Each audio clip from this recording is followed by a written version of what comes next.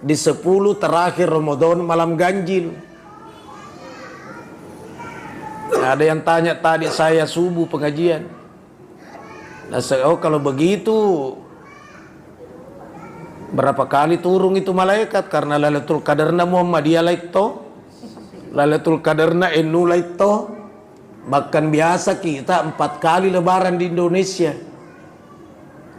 Pekogan ni ro. Kada kaya na ro ay se dinaway komando pak kumegalak de komando. Satu-satunya negara di dunia ini Pak yang selalu 4 kali lebaran hanya Indonesia. Tidak ada negara di dunia ini begitu. Ya karena selalu diberikan kelonggaran. Menengah diberikan kelonggaran menetapkan Ramadan partai politik. Salah cedek bakal 20 kipi itu mah lepe.